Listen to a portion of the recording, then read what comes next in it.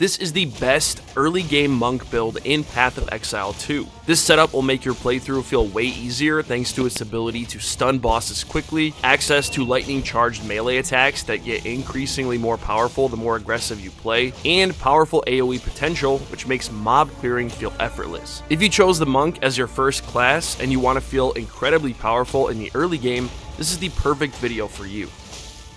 When you first start off as the monk, you'll slowly gain access to some elemental abilities which include ice, lightning, and wind. To be as strong as we possibly can early, we're going to prioritize the lightning skills and build upon them to make them even more efficient in combat as we progress through the story. The main skills you'll be focusing on are Killing Palm, Falling Thunder, Tempest Spell, and Tempest Flurry. Killing Palm can be considered a mobility skill since it allows you to dash towards enemies and close gaps, and it's also an unarmed attack that grants a power charge if you kill an enemy with it. Whenever an enemy has a blue mark above them, that enemy can be instantly killed with a Killing Palm to receive a power charge. Falling Thunder creates a small AoE attack in front of your character which is capable of hitting multiple targets at once. Every time you kill an enemy with Killing Palm, you'll stack up to 3 power charges, which can then be consumed by Falling Thunder to increase the damage, range, and AoE of the skill. So basically, whenever you're clearing mobs, your main priority should be to always have power charges active before casting Falling Thunder. They're very easy to stack, and with the right gems, you can maximize the potential of Falling Thunder by unlocking extra perks like a small chance to not even consume power charges when casting the skill, or even the ability to stack multiple charges with a single strike. These two skills synergize incredibly well with each other and will play a big role when clearing mobs. The only downside to this skill combo though is the fact that it's not very useful during boss fights unless the boss is occasionally throwing mobs at you to help you stack those energy charges. In one-on-one situations though, you won't have any way to stack energy charges, so in these instances, it's best to focus on your other skill combo, Tempest Spell and Tempest Flurry.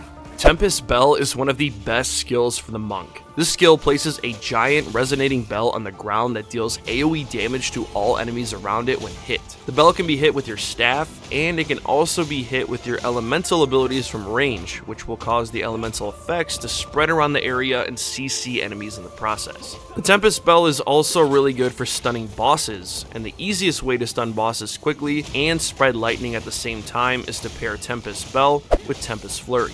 This skill duo is very deadly and extremely effective against mobs and bosses, making it your most versatile skill combo.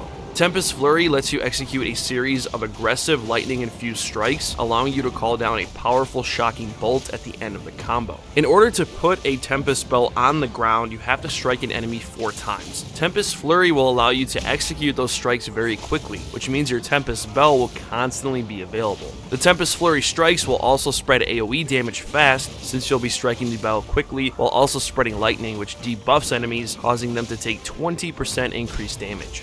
To make this skill combo even stronger, you'll use the Herald of Thunder buff skill, which releases bolts of lightning to all surrounding enemies every time you kill a shocked enemy. Your Tempest Flurry skill on this build will have a 100% chance to shock enemies, which means every time you kill enemies with Tempest Flurry, lightning bolts will spread and deal even more AoE damage. To make the most out of this early game build, you really want to try your best to kite enemies and get them near each other so you can drop your Tempest Spell and unleash Tempest Flurry. In situations where you're being chased and you have a large group of enemies in front of you, for example, it's really easy to clear them out with Falling Thunder after you reach max charges, of course. Just remember, Tempest Bell and Tempest Flurry will be used to nuke bosses and stun them as soon as possible so you can deal more damage when they're vulnerable. This build has everything you need to carry you through the first 2 acts of the game, and I'm excited to build upon it as I get closer to endgame. The first active skill we have is Raise Shield. Now you may be wondering where this skill is coming from. Well, I actually equipped a shield as my secondary weapon on this build, which unlocked the Raise Shield skill, allowing me to pull out my shield when needed, which will actually block any incoming damage until my stance breaks. To be honest, this can be a lifesaver in some situations, and it's really good for early game since it blocks elemental attacks as well, and typically for early game you don't have the best elemental resistances. I don't use it much, but it's here when I need it. I used it a lot more when I was a lower level, but since my damage is so high now, I feel like a stronger offense is a better defense at the moment. Quarterstaff is your primary melee attack, which doesn't consume any mana. You can make this basic attack a little bit better by adding the Martial Tempo gem, which increases attack speed by 25%. This will make your basic attack faster, meaning you can use Killing Palm more often and save your mana for your other skills. You can also add the Overpower gem, which adds 50% more stun buildup to the attack.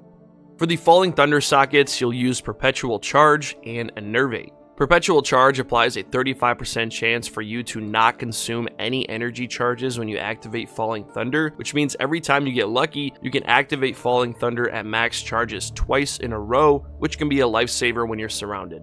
Enervate adds 35% of your lightning damage to your attacks after you kill a shocked enemy. So basically, whenever you attack with Falling Thunder or Tempest Flurry, you'll apply lightning damage to your follow-up attacks.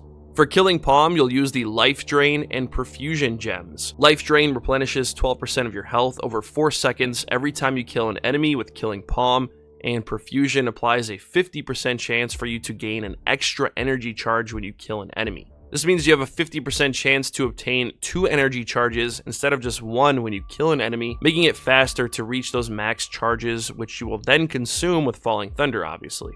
For Tempest Spell, you'll use the Ruthless and Magnified Effect gems. Ruthless adds 500% more stun buildup for every 5th use of this skill, which is actually something you can save for bosses, making it easier to stun them right at the beginning of an engagement. Magnified Effect increases the AoE of Tempest Spell damage by 40%, allowing you to hit more enemies around you.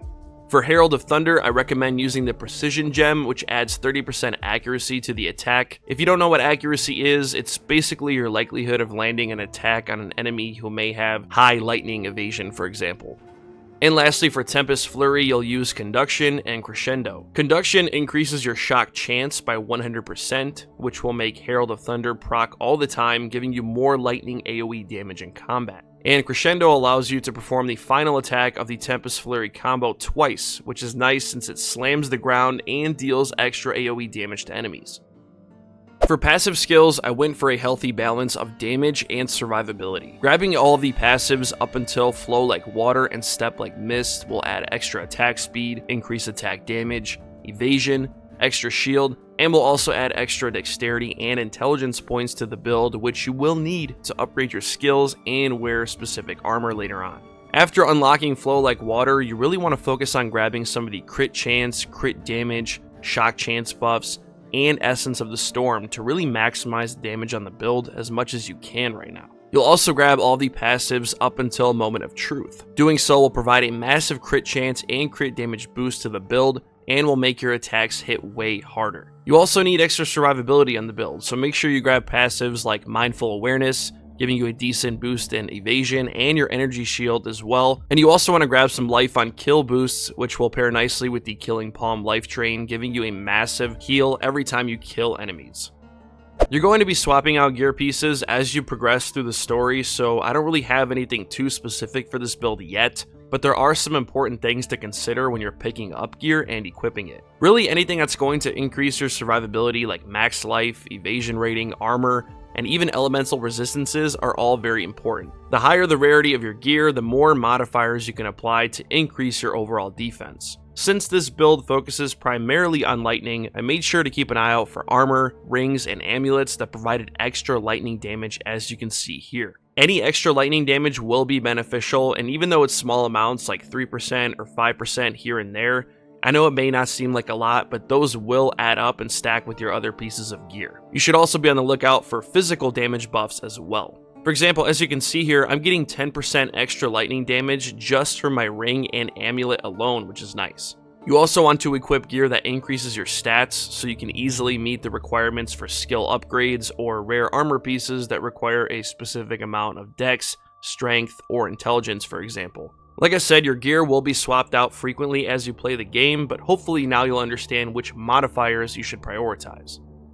This is easily the best leveling build for the monk, and if you're struggling right now with damage or even survivability, I would definitely give this build a try. Lightning is very efficient for clearing mobs. I think it performs a lot better than the ice skills, at least in the early game for now. I plan to incorporate different elemental skills in my endgame version, but for now, lightning has been carrying me through the entire game. Like I mentioned earlier, if you want to get early access to Path of Exile 2 right now, please check the link in the description below. I have way more Path of Exile videos coming soon. Let me know in the comments section below which class you want to see next. I was thinking about leveling up the Mercenary or maybe even the Ranger, but I'm curious to hear from you all. If you enjoyed the video, a thumbs up would be greatly appreciated, and if you want to see more Path of Exile content coming soon, don't forget to subscribe and turn on those bell notifications. Thanks for watching, everyone.